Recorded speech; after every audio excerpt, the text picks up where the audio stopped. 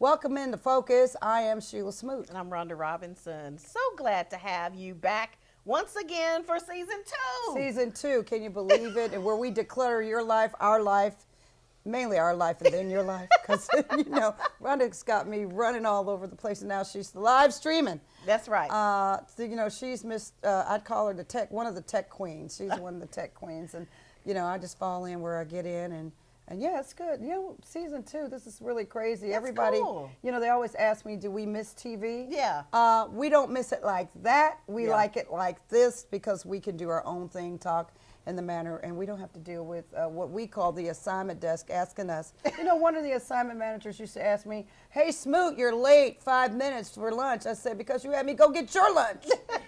That's why I'm late. I don't miss those days. Well, I'll tell you And what. you know who you are. I ain't going to tell you who. I 'cause she's miss still my working. friends. So I made, a lot of friends over the years. At And Fox so, 6? yeah, and everywhere, all the different TV stations I've worked for. I miss my friends, but when we have those snow days, and I don't miss standing out in the cold. Yeah, I don't miss that part. But yeah, it was a wonderful experience, and I'm blessed to say I had that season in my life. I don't miss any of it. That I was stuck in Huntsville for 4 days. I had a 2-year-old at home. We got up there in a rocket. You all know the satellite truck froze up. We went to Walmart trying to get de-icer, and they still wanted me to be live at 6. I'm like, do you understand what we're going through up here? They didn't care, but I do. The people were good. I had some great trainers, though. I mean, I had some great bosses that I didn't think were great back then. Yeah. But the reason we were able to do this in the manner we are doing it because we were very young and they did train us. I didn't think it was training, but it was. It was really, really good training. And, we'll get into that, what education means when people train you. And some of you young people don't know that you're being trained and you're complaining, you're quitting job after job after job, or you're in school K through 12 or whatever. Especially in high school, you really don't think your teachers are really involved in your life, but they really are. Yeah. And then you're in college, and I used to say, my professor knows nothing of what he's talking about. But he did because he's had a life. Yep. He had life experiences. So Character education Yeah. is the theme for this show. And I also want to give out a shout out to Denim on 7th, our wonderful venue. It's beautiful. It in is here. absolutely beautiful Look at the in denim here. on the wall. Look at And that. That's real denim. It makes sense that there would actually be denim on the wall at Denim on 7th. So if you ever are out and about, I heard they have like a free brunch or something, like the second Saturday or Second Sunday. Saturday, yeah, but I think it's second Saturday. But Okay. I do know this is a good relaxing place. You will not find your children in here, as you should. It's definitely an adult. Adult It's an adult spot, venue. but it's beautiful. It's low absolutely key, beautiful. real in here. relaxing. Just if you're an empty nester, you got your kids out, you're no longer chasing after soccer balls, Yeah. football practice, basketball practice, Yeah. cheerleading practice, band practice, Yeah. and now you're at a different point of life, and you just want to get out for a comfortable night or early day, or happy hour. In Lakeview in Birmingham, Alabama, in the Yeah. Lakeview district. This is a spot you want to be. Absolutely. Just really low key. Bring your friends or your girlfriends, or just bring you. Yeah, in the Lakeview district. Check them out.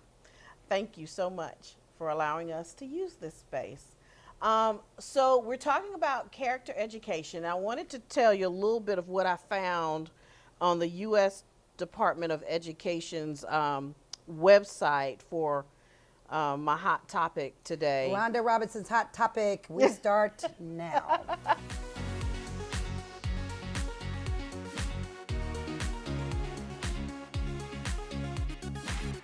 So on this website, it says that character education is a learning process that enables students and adults in a school community to understand, care about, and act on core ethical values such as respect, justice, civic virtue, and citizenship. Also mentions responsibility for self and others. And upon such core values, we form the attitudes and actions that are the hallmark of safe, healthy, and informed communities that serve as the foundation of our society. Wow, that's huge.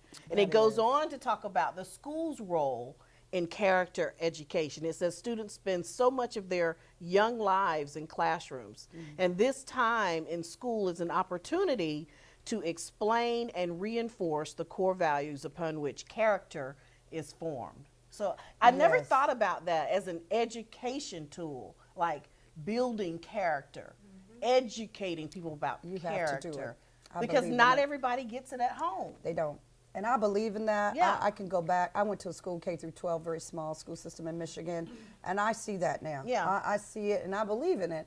I've always been that kid that your parents didn't have to tell you what to do. Yeah. And then there were my friends. Yeah. Like, okay, I'm trying to help y'all out. Yeah. And I mean, I don't know where I got this from, but I truly believe that you have to build that child.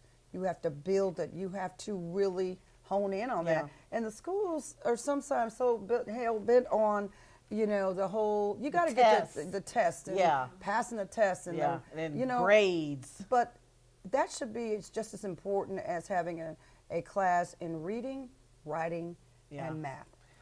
And, all of that. and building character. How is this individual going to help society? Like, are we putting young people in society that's going to move our society forward? Are we helping with that process? And those core K through third, when they Yeah. know you're gonna go to jail in the third grade. That's real. Yeah, But it doesn't have to be. Like it doesn't. It doesn't. And it's, when they say it takes a village, it truly does.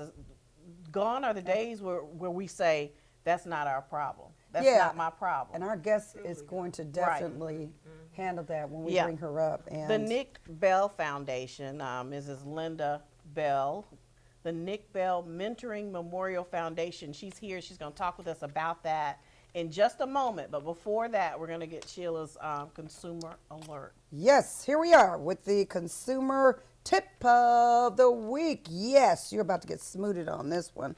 Major warning signs in an email. You're getting all these emails and they're horrendous. I mean, you just don't know what's real and what's not, except one thing, and I know you're going to laugh when I tell you one of them. An unfamiliar greeting.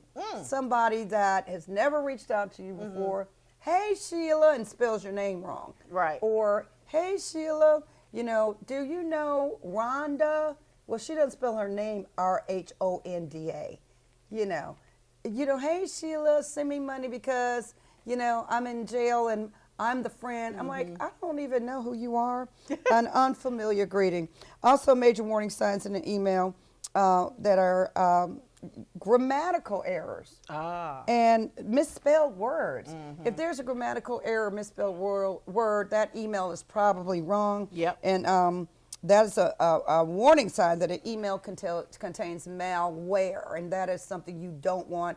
It hits you up. It's hard to get rid of, those kind of things. Email addresses and domain names don't match. That is a warning sign that email is fake or it's somebody that you're not familiar with. Unusual content or a request. These often involve a transfer of funds or request for login credentials.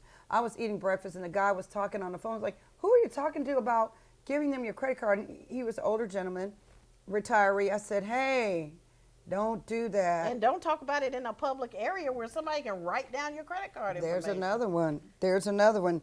And there's the last tip. Urgency, act now, immediate action required. Don't do that. So what's going on now is I ordered from online, and as soon as it starts to ship, it says, hey, your package is stuck at the warehouse.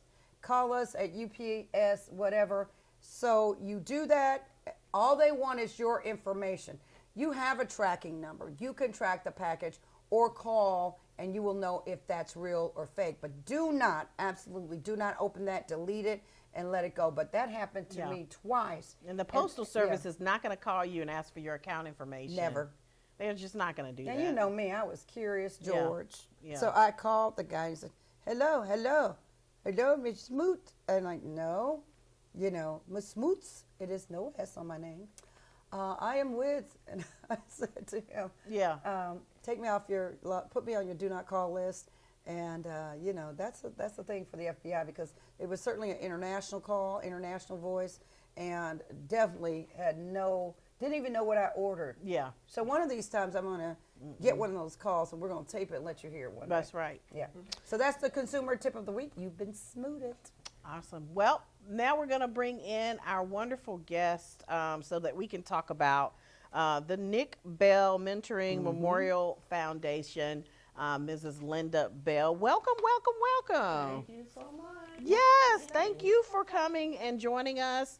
And I guess we'll start at the beginning. So for folks who are meeting you for the first time and hearing about the foundation for the first time, tell us about your son and why you felt the need to create this foundation. Well, when Nick was in elementary school, it was just something special about this boy that everybody wanted to be around him, not just his friends, but his friends' parents. And being around him wasn't enough. They wanted to call him their son. That's my boy. That's my son. And then I thought then that he belonged to the world. And as he grew, I mean, it was just amazing just to see him interact with people. It was like nothing I ever seen before. And when he went on to be recruited at Mississippi State and just loving it, and I would call him, I'm like, Nick, I called you and you didn't answer today. He said, I was busy, Mama. We had football practice today, and I practiced with my team, and then I would practice with the older boys. I'm like, that's right, Nick. That's how you get to be the best among the best. I said, well, Nick, how's it going? He said, Mama, I can adapt to any situation. All right now. And I thought that was pretty profound, that he could even think of something like that to say. And then when he was diagnosed with cancer, he called me and he said, Mama, I got a headache and my coach wanted me to go to the doctor. I said, okay, well, go on. It's probably your sinuses. And he went on and he said, Mama, call me back. He said they saw something on the x-ray and they're going to send me to get a CAT scan. And they sent him, and I couldn't get to the hospital fast enough from Birmingham. If I could have just been lifted up and by helicopter and set down in about 20 minutes, it would have been too long. But anyway, I got there, and by that time they had finished with the CAT scan and said that they found a tumor, and it was malignant. And they actually was able to remove that tumor at Vanderbilt Hospital in Tennessee.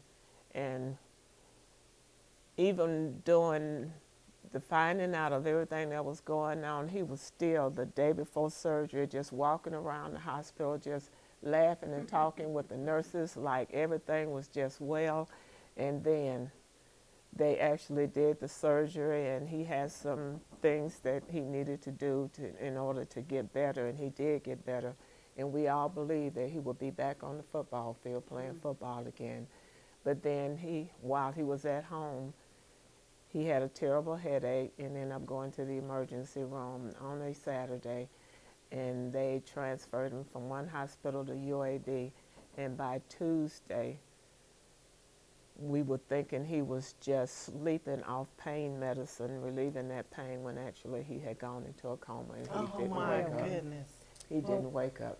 You know, that's a profound story. For those of you who are joining us on Focus, Nick Bell went to Jess Lanier High School, was a standout at Jess Lanier High School, and went on to Mississippi State. And what was his position? What did he play? He was a right side defensive end. And if you will go on our website at nickbellfoundation.org, we have videos on there of highlights of him at Mississippi State. We also have highlights of him from high school, and you can just see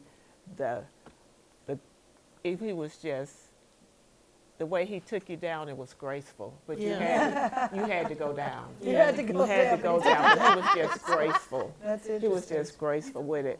And when my boy, I called him my boy, when he did not survive, and we had lots of conversations, I mean, him believing and all of us believing that he would do better, and then when he didn't, and we had his homegoing ceremony at Faith Chapel Christian Center, and it was 2 weeks maybe, and I was just sitting at a house that I was renting at the time, and he had never been in that house because he was at school, and I was thinking this is one thing that made it easier for me, knowing that I wasn't missing him from that place, but I was missing him.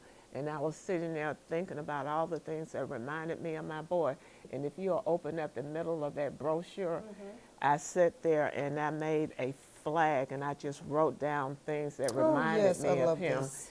That first of all, he was kind, he was confident, he knew who he was, he had self-control, he had self-discipline, all of those things. He was happy. This boy would not have $10 in his pocket, but because he had that car that I had taken him so he could get around, he thought he was rich. He was happy, and that's something you choose to be, not because of your situation. You have to choose to be happy. And he was happy. He loved his family, he loved people, and he loved God. And I have love closest to him right there. And then I thought, what if other kids could have that same opportunity to have some of these quality traits, knowing that you don't get this at home sometimes.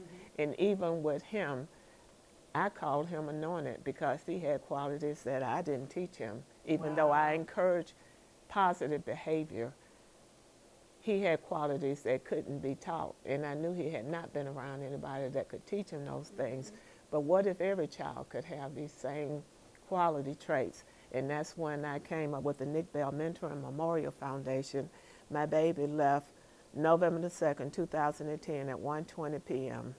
And by February, we were incorporated Wow. with the Nick Bell Mentor and Memorial Foundation. And by July of that same year, the next year, we were a 501(c)(3). Wow. And ever since then, we've been encouraging kids, mostly through camps, where I've come up with character traits that I would put around the field. And it was football at first and basketball. And then while I leave the girls out, let's have cheer. And this year we planning on, because of the pandemic, we had to stop things. This year we plan on baseball in addition. So we want to get all the kids attracted to what we're doing because we got something to teach them. And on the back of our shirts, it says the Nick Bell Mentor and Memorial Foundation All-Star Camp, more than just a game. Wow. It is more. Life is more than just It a is. game. And you said, and he said here how you choose to live your life matters. How does. you choose to live your life matters. It does.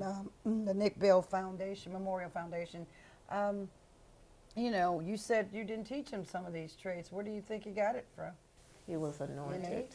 Yeah. Was anointed? He was anointed. because Came in the world with it. he lived by his spirit. And the reason I say that is because Mississippi State sent a bus for the family to come down to Mississippi, and they did a memoriam for him.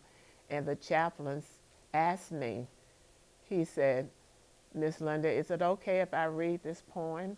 And the poem that he wrote, it sounds just like my boy, saying that death had lost its sting, but God had chosen him to be that person that will call in an army to go to the lost, and that mothers would not have to see their children in caskets. Wow. It said that, and that if you would wake in the night and be startled, he said, don't worry, it's just me, Nick Bell, stamping out fear. And don't weep for me. Look toward the sky. You'll see me there, the King and I. Oh, It's wow. like it was planned. Wow. It was Wow. planned that he would be this person that will come and bring all the army people like you and all of us that's concerned about our children, that they deserve to know who they are at an early age Yeah. if they can't or didn't get it at home because parents are working. They can get it at school. They can get it 5 days a week, K through 12, and they can get it all across the state, Yeah. a full classroom period with teachers dedicated to teaching just character. Yeah, teach a character. So, and talk to us about that, because we're in this time frame where the kids are facing something way different from what Yeah, we any of face us faced. as Yeah. children. You know, the bullying, the gun violence. I mean, it's It's just a lot. It's so It's a lot. much. The social media. It is so much. Talk to us a little bit about what we currently have as far as character education and where you would like to take it through the foundation? Let me just go back a little ways to let you know. I first started this years ago before the pandemic, talking to the different school systems and asking them about starting character in their school system, and couldn't get anybody on board. And from that time to this, things have gotten so bad that that kind of violence that you would hear about in the community has come into the school system that was usually a refuge Right. for kids that may be going through some difficulties Right, at right. home. Safe And space. now, Yeah. yes, a safe space. And now even the schools Yep. are having incidents of violence because kids don't know how to respond. They don't. And because they hadn't learned, and I'm thinking about some things that I would learn at church about being taught. And whatever your action is that you've already thought about what you're going to do before you do it. But if you have something else to think about before you think about doing something, and that would be those character traits, talking about forgiveness, talking about kindness, talking about self-control, Yep. talking about confidence. Nobody can call you or say something to you that it affects you in such a way that you feel like you have to use violence to respond to. But So you'd be we- surprised how we many need to- children have not even They been don't know how to hugged. do it. They haven't don't even, know they don't how even get a to do it. hug every day. Now, I hadn't thought about that. They don't get a hug. That. Right. They don't have anyone that tells them, I love you on a Right. regular basis.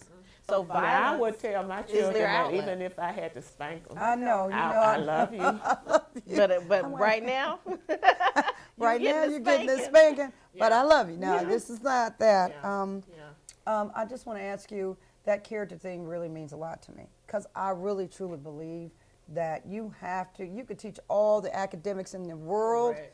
and even with smart kids or whatever they still don't know how to handle conflict, or because they don't bullying, because guess what? Life is a learned behavior. So why isn't anybody teaching them that part of life? And you can see the results of that You every can. day in the news media, on television, and any type of news media that you're paying attention to, you'll see some sense of violence that's going on, and you wonder why parents hadn't noticed these activities or these thoughts that's going on, and why they hadn't said something if it's there.